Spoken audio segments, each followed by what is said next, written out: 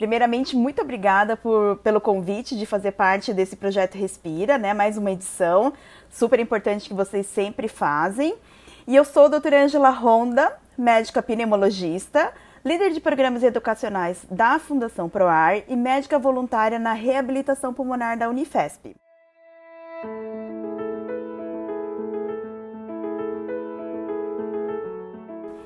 Bom, o órgão-alvo, eu sou pneumologista, é o pulmão. Sim, o interesse, ele começou durante a faculdade, no momento em que eu fui pensando em o que eu deveria fazer para minha especialidade, né? Assim, para poder atuar como médica.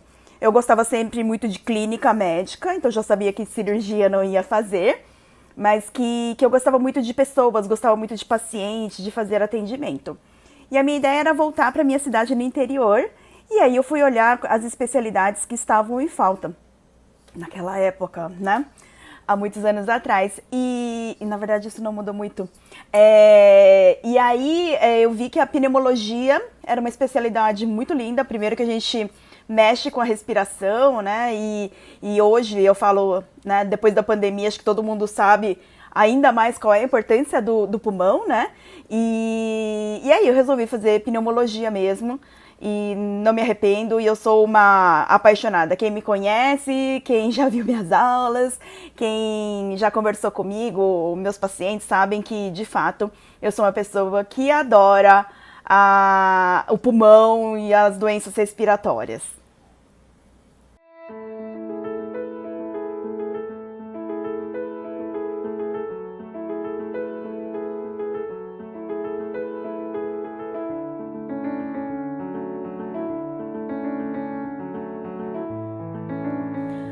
Com certeza, educação é fundamental. Eu sempre digo que informação é tudo nessa vida, né? E conscientizar também faz parte de ter a oportunidade de ter a informação. E digo hoje, a informação correta, né? Então, no momento que que eu estou clinicando, é óbvio e é fundamental que o paciente entenda qual é a doença que ele tem. Porque no momento que uma pessoa ela entende o que ela tem uma oportunidade de ter uma melhor adesão, de conseguir usar direitinho os seus tratamentos, entender por que ele tem que usar, qual medicamento ele tem que usar no momento certo, porque as doenças respiratórias, elas têm tem uma sintomatologia de base e podem ter doenças que têm crises também, né? Por exemplo, a asma e a DPOC, são doenças inflamatórias que têm uma sintomatologia de base, mas esses pacientes podem ter crise de falta de ar, né? Crise de tosse. Então, o paciente precisa identificar e entender por que é que ele está tendo aquele sintoma para poder ter uma ação. Então, educação é fundamental. Eu sempre fui, e as pessoas sabem que eu sou uma apaixonada, primeiro por falar, e também por passar informação. Então eu acho que, eu sempre digo, né? A pessoa, ela realmente não vai buscar alguma coisa se ela não souber que existe. Então eu acho que faz parte e é obrigação nossa sempre educar o paciente, sempre educar as pessoas, sempre educar quem estiver ao nosso lado. Educar, que eu digo, é passar a informação, aquilo que você sabe que é correto e que é o mais completo. Eu acho que todo mundo deveria ter a informação. E aí eu faço um parênteses aqui, né? Procurar informação nas fontes que são de qualidade, nas fontes seguras, porque hoje a gente vive uma epidemia de fake news, né? Então a gente precisa tomar muito cuidado e procurar as fontes corretas.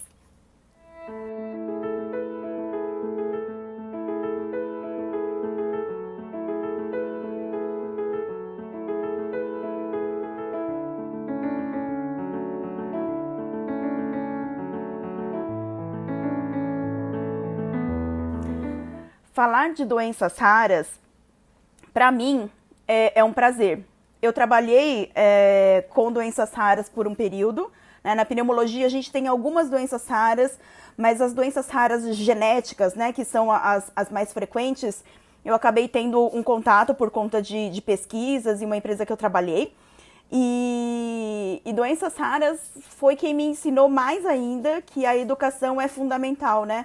Porque a gente fala que os pacientes que têm doenças raras parece que eles são invisíveis, né? Então, a partir do momento em que você tenha o conhecimento da doença e a visão, né, do conteúdo do que pode ter nesse paciente, eu falo que a doença ela só continua rara na prevalência, né, no número que ela apresenta, porque normalmente são poucos os pacientes. Agora, na pneumologia, falar em homem, mulher, ser mais raro, isso tudo depende da doença que a gente estiver falando, né? Identificar um padrão, eu acho que o padrão do paciente com doença rara é que, em geral, ele não tem só um órgão cometido, ele não tem só uma sintomatologia.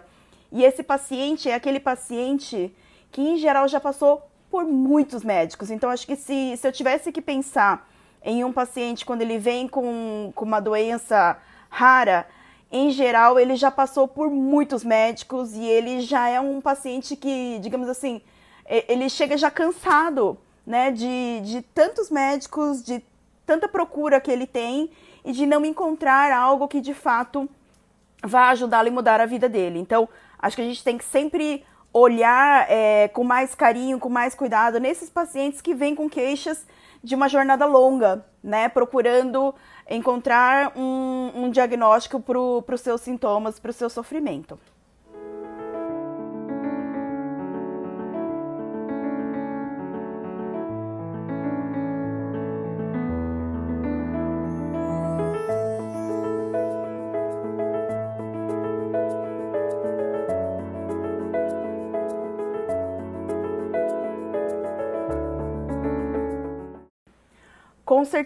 Com certeza essa parte da formação é muito importante trazer a existência das doenças raras, né? A gente, enquanto se encontra ali na formação, a gente vê um todo, né? A gente vai vendo todos os sistemas que a gente tem e as doenças raras, em geral, são pequenos capítulos ali que a gente vê, né? Uma salpicadinha do que é.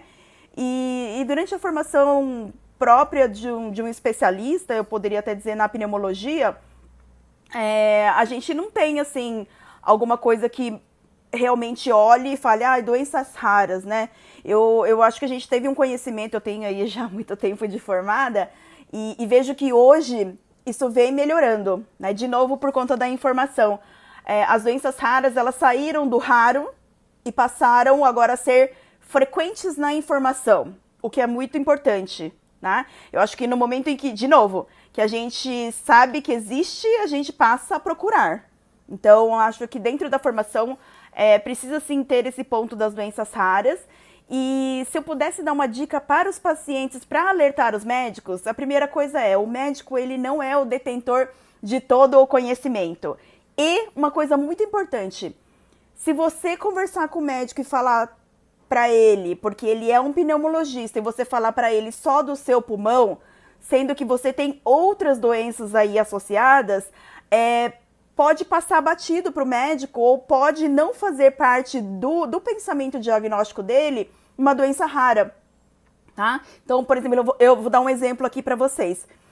Um paciente, por exemplo, que tem mucopolissacaridose, né? A gente sabe que é uma doença de depósito por falta de uma enzima que não retira uma substância de dentro do organismo e ele vai se acumulando em vários órgãos do nosso corpo. E o pulmão, por exemplo, é um deles. Então, os pacientes passam a ter infecções de repetição, eles têm pneumonia de repetição, eles têm otite de repetição, infecção de garganta, eles têm outros sintomas que estão associados com a doença. Mas, quando ele vai até o pneumologista, ele só fala da pneumonia de repetição dele. Ele não fala da pneumonia de repetição junto com uma otite de repetição, com uma infecção de garganta de repetição, que ele teve um problema abdominal, por exemplo, que ele tem túnel do carpo, que ele fez cirurgia, que tem outras coisas que vão fazer com que o médico fale, tem a infecção de pulmão de repetição, mas tem outras coisas junto. Né? Então, acho que isso é muito importante. Por exemplo, quando a mãe, por exemplo, dessa criança com mucopolissacaridose leva a criança para o cirurgião pediátrico porque ele tinha uma hérnia de umbigo. Fez a cirurgia de hérnia de umbigo e a cirurgia abriu de novo. Não, a hérnia apareceu de novo, porque isso faz parte da doença, né? Então, o cirurgião vai lá, opera, mas aí o depósito acontece de novo e aí pode aparecer a hérnia de novo, muitas vezes o paciente acha, o médico acha, é porque a cirurgia acho que talvez não foi bem feita, vamos refazer a cirurgia. Mas quando o paciente fala, olha, já fez essa cirurgia, já fez cirurgia do túnel do carpo, tem infecção de ouvido de repetição, tem infecção de garganta, tem pneumonia de repetição, opa, tem mais coisa aí, não é simplesmente uma falha de parede abdominal. Então, acho que a dica é, primeiro falar dessa jornada longa, de vários médicos, dos vários sintomas que estão associados com aquele órgão também, porque às vezes o especialista ele vai acabar focando só naquele órgão. Então, a dica é, fale da sua jornada longa, né, de procura de médicos, e fale de todos os sintomas, ainda que você ache que isso não vai ser importante para o médico, tá bom?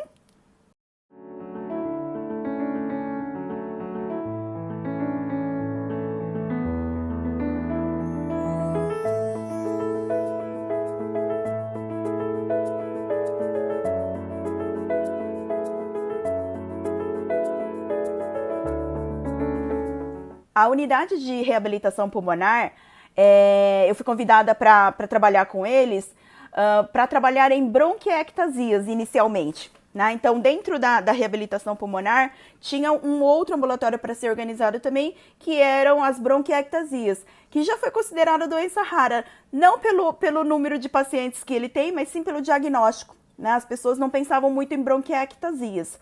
Bronquiectasias, elas são alterações estruturais de dentro dos caninhos pulmonares, né? Se a gente for pensar na árvore respiratória como uma árvore mesmo, né? Os galhos, que são os caninhos, quando a gente tem infecções de repetição, quando tem algumas doenças genéticas congênitas, por exemplo, a fibrose cística, podem acontecer alterações estruturais desses galhos, né? Desses tubos, que eles ficam dilatados. Isso é chamado de bronquiectasias, né? Então, a gente tem doenças raras dentro a bronquiectasia tem algumas doenças raras como causa, né? Então, a gente fala que bronquiectasia, na verdade, é uma doença negligenciada, que as pessoas acabam não olhando muito para elas. Então, eu fui para lá para organizar esse ambulatório e acabei acompanhando esse ambulatório e junto tinha toda a equipe da unidade de reabilitação pulmonar.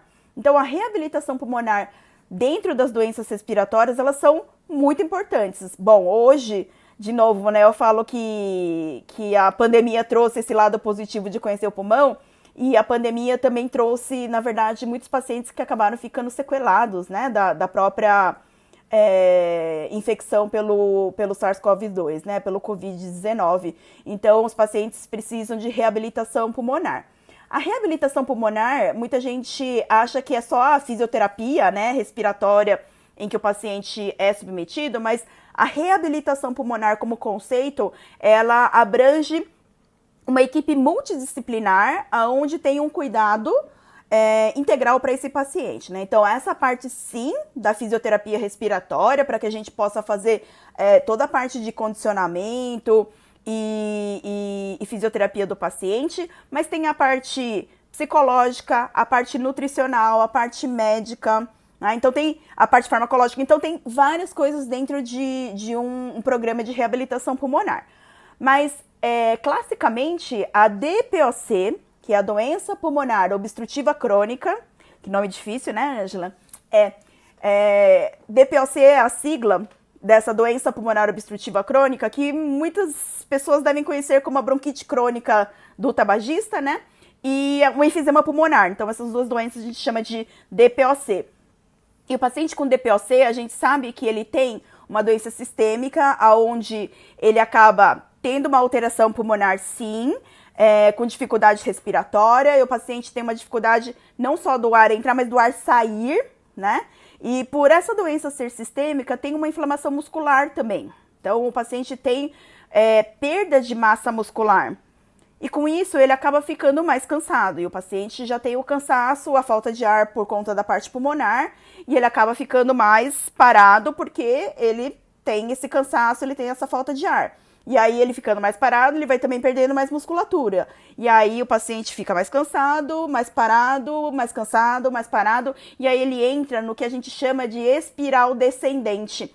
é uma espiral em que ele acaba ficando cansado, mais parado, perde musculatura, e aí fica mais cansado, e aí até um momento em que ele tem falta de ar e cansaço até mesmo parado. Então a reabilitação pulmonar, né, a reeducação que a gente faz é para orientar o paciente a manter essa musculatura, para que ajude ele a manter a sua atividade do dia a dia em ordem, né? Que o paciente possa manter a sua autonomia, porque atitudes do dia a dia que são muito simples acabam gastando muita energia e consumindo muito oxigênio desse paciente. Então, mantendo esse paciente ativo, dentro desse programa de reabilitação pulmonar, você consegue manter este paciente ativo e autônomo.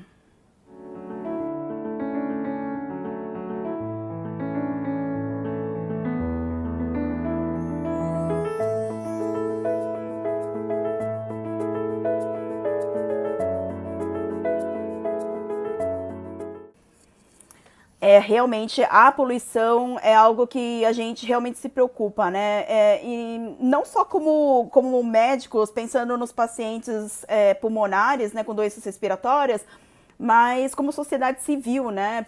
Para nossa sobrevivência e sustentabilidade aí no futuro.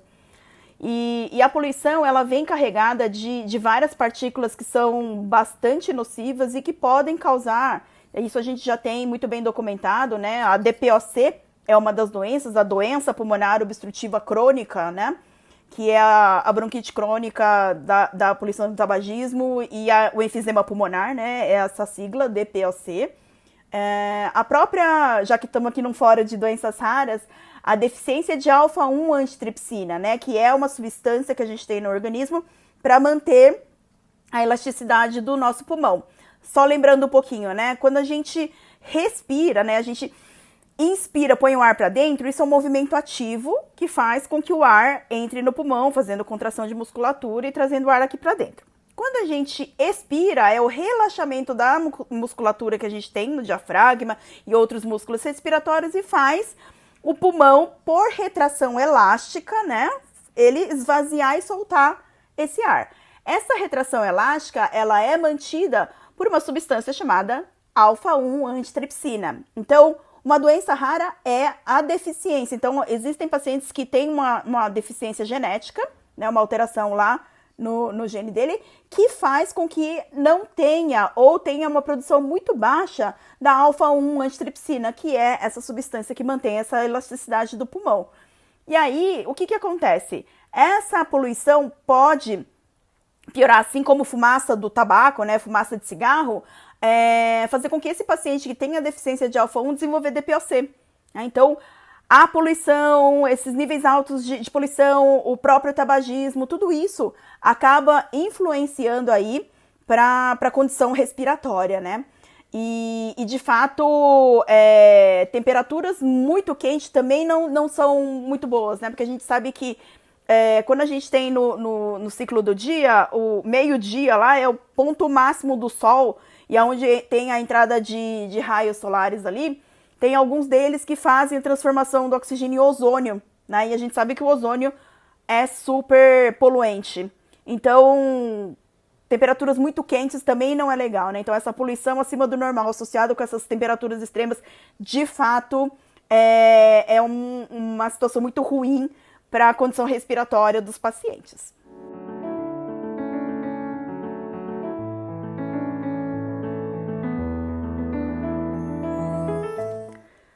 Bom, como a gente falou sobre a poluição extrema aí e a própria temperatura, então, o que em geral a gente faz de recomendação, né? E a recomendação, na verdade, não é só para os pacientes, tá? Eu acho que isso é legal para todo mundo, principalmente para quem faz atividade física, exercício físico na rua. Os horários de pico, quando tem muita circulação, o trânsito de veículos, não é legal fazer atividade física ou caminhar nessas ruas, né, nesses locais, nesses momentos de pico. Porque a concentração de veículos faz com que a poluição nesses locais aumente. E quando você faz atividade física, a gente tende a filtrar mais ar, né? Porque a gente respira, aumenta a frequência respiratória para fazer a parte aeróbica ali da atividade física. e você acaba filtrando muito mais ar, mas aí muito mais ar poluído. Então a gente recomenda não fazer atividade física nesses momentos de pico, né? Quando a gente tem aí concentração de veículos. A outra coisa é não fazer atividade física também no momento de sol de pico, né? Do sol muito quente. Primeiro pela própria incidência dos raios solares e o risco de fazer câncer de pele, né? Mas também porque, como eu tinha dito, nesse momento o sol ele elimina raios que transformam oxigênio em ozônio e aumenta também o nível de poluição. Então, por dois motivos aí, meio-dia, né? Esse horário das 10 até umas 2 horas da tarde aí não é legal para fazer atividade física. Ai, Ângela, mas só tem esses horários para fazer, o que eu faço? Faça em ambiente fechado, faça em ambiente indoor, academia, né? Em locais em que você possa minimamente se proteger e respirar um arzinho um pouquinho mais puro e mais filtradinho, tá bom?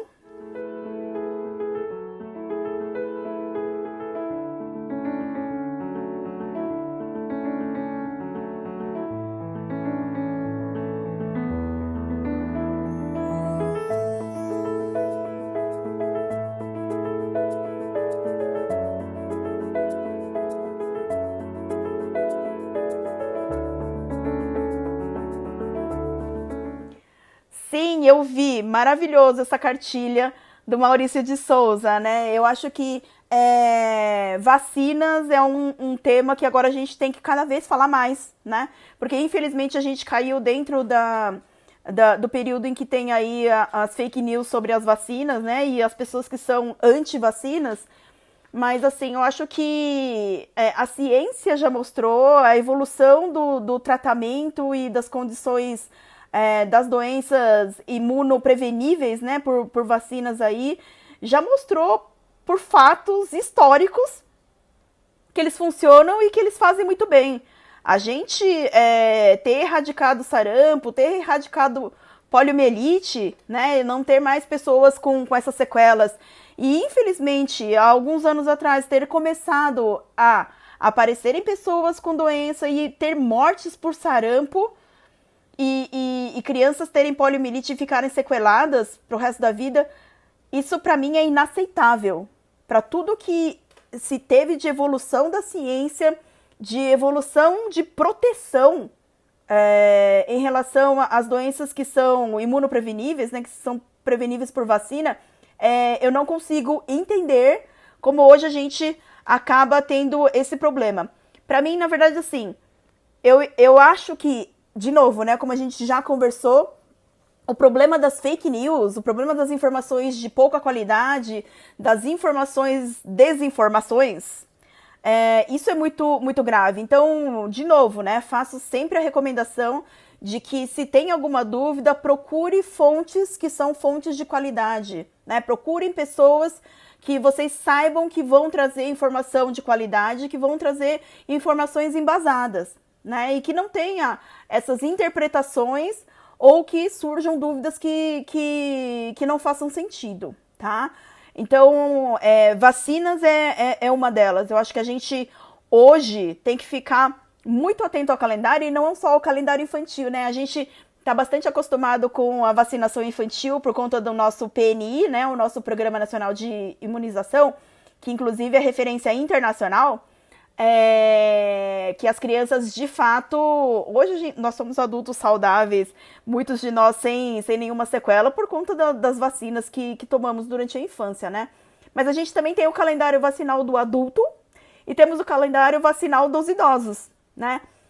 Então você comentou da SBIM, acho que a própria SBIM tem no site deles todo o calendário vacinal de cada uma das faixas etárias. Então é muito importante que todos estejam atentos, e eu acho que para as crianças mais ainda, porque as crianças, a responsabilidade é dos adultos, que são os cuidadores, né? Então tudo que você fizer ou não fizer para essa criança será responsabilidade sua. Então, no momento em que a gente hoje tem uma ciência que embasa e que traz desenvolvimento, trazendo alguma coisa que vai fazer proteção e mudar realmente a jornada de vida de uma pessoa, eu acho que a gente não pode fechar os olhos, né? Então, imunização é muito importante. A própria Covid, né? A pandemia mostrou por fatos e até mesmo pela própria evolução como é que a pandemia se comportou depois do surgimento das vacinas, né?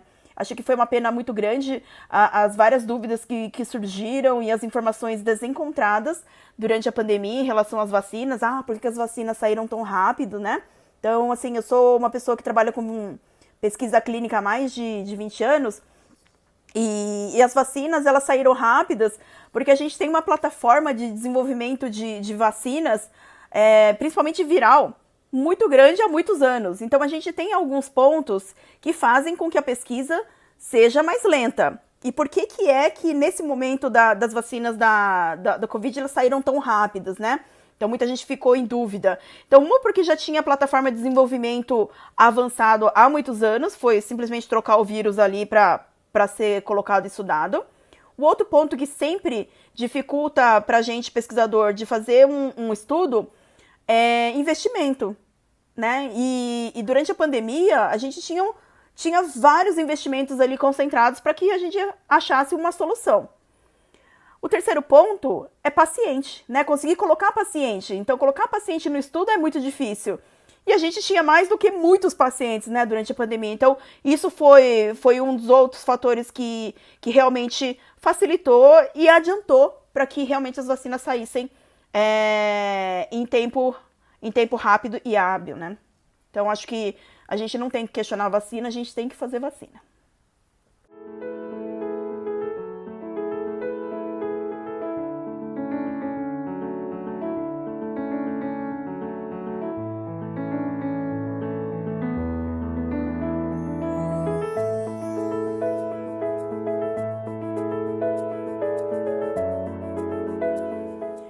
Bom, exercício físico sempre, para todo mundo, inclusive, né? O exercício físico, ele é um anti-inflamatório natural, tanto que eu falo para os alunos, né, lá da medicina, se cair na prova qual é a causa de uma doença e qual é o tratamento para essa doença, se você falar que a causa é inflamação e que o tratamento é exercício físico, meio ponto você ganha, né?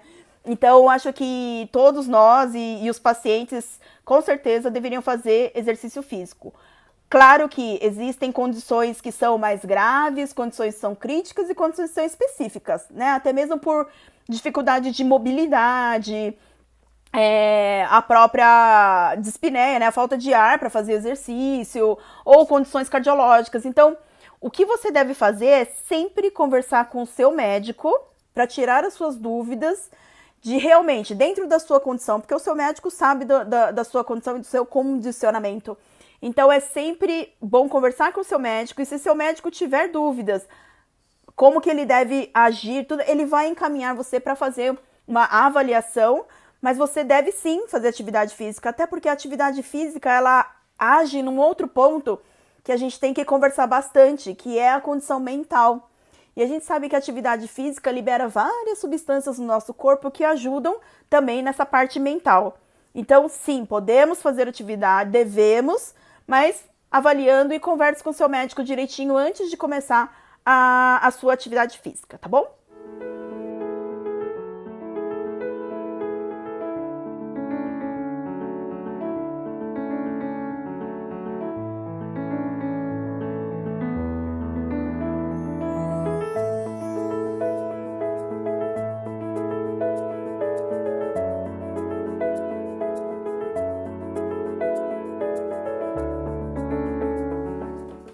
Excelente.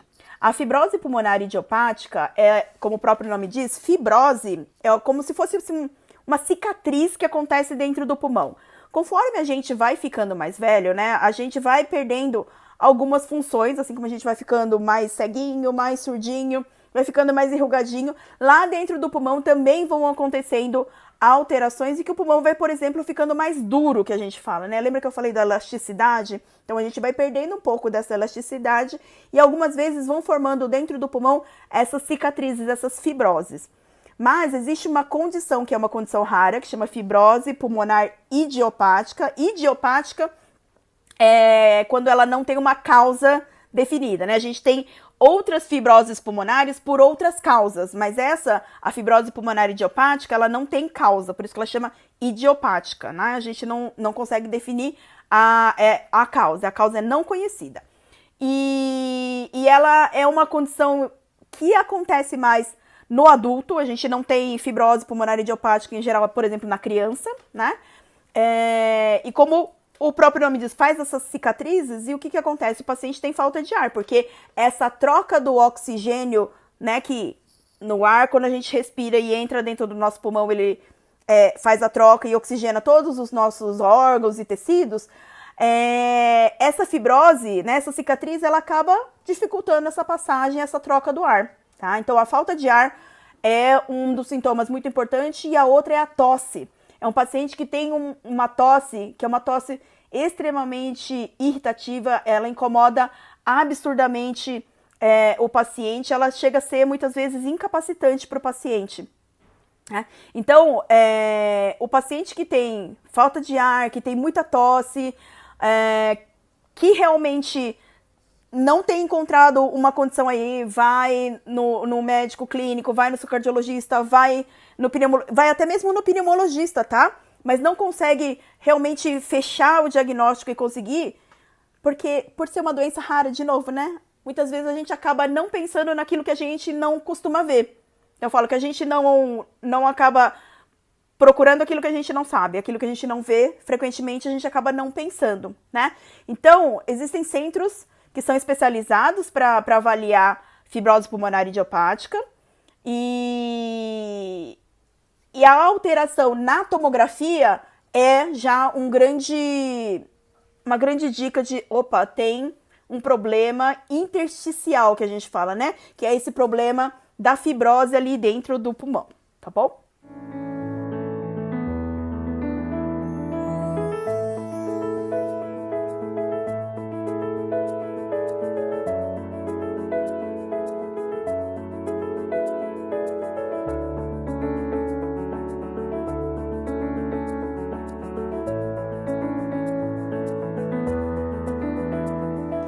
Bom, eu agradeço imensamente de estar aqui, conversar com vocês e de passar informações, porque realmente eu acho que tudo aquilo que a gente pode agregar, né, a gente pode melhorar ou ajudar alguém com informação, com conhecimento que a gente tem que passar, né? Então, eu agradeço a oportunidade de estar aqui, e eu sempre falo que para você pensar em um problema respiratório, né, ou será que eu tenho algum problema no pulmão?